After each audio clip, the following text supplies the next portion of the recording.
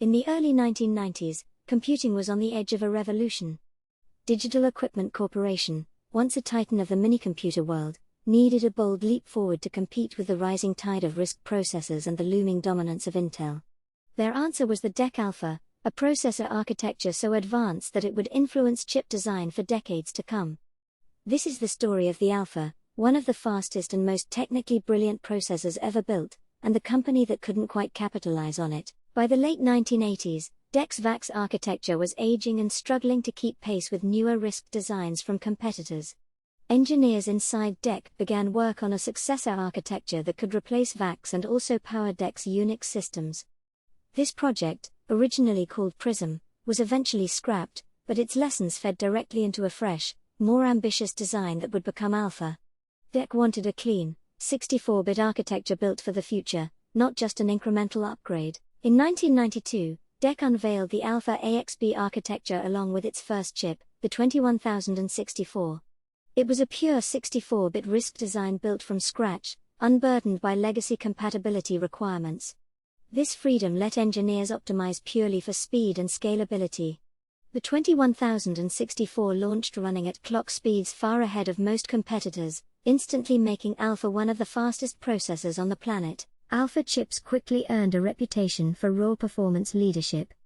Successive generations, the 21164 and later the 21264, kept pushing clock speeds and instruction throughput higher, often outperforming chips from Intel, IBM, and Sun. Alpha powered high-end workstations, supercomputers, and servers where speed was everything, and it became a favorite among engineers and scientists who needed serious computational muscle. Alpha processors consistently topped industry performance benchmarks throughout much of the 1990s. Alpha wasn't just fast, it was forward-thinking. It supported multiprocessing at scale, out-of-order execution, and pioneered techniques that would later appear in mainstream chips from other manufacturers. Its clean instruction set made it a favorite for compiler research and operating system experimentation, running everything from DEC's own true 64 Unix to Windows NT and even Linux. Despite its technical brilliance, Alpha faced an uphill battle commercially. DEC struggled with marketing, manufacturing costs, and internal indecision about how aggressively to push the architecture. Meanwhile, Intel poured massive resources into x86, and the broader market increasingly favored cheaper, more compatible solutions over pure performance. In 1998, Compaq acquired DEC, inheriting the Alpha architecture along with the rest of the company.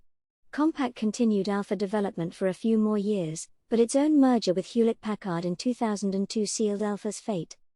HP already had its own processor roadmap centered on Itanium, and Alpha was gradually phased out, with the last chips and systems discontinued by the mid-2000s. Though Alpha itself faded away, its influence never really disappeared. Many of its engineers went on to shape processors at AMD, Intel, and elsewhere, carrying forward ideas about out-of-order execution and high-speed interconnects. Alpha remains a legendary example of engineering excellence outpacing business execution, a processor so ahead of its time that the industry took years to fully catch up.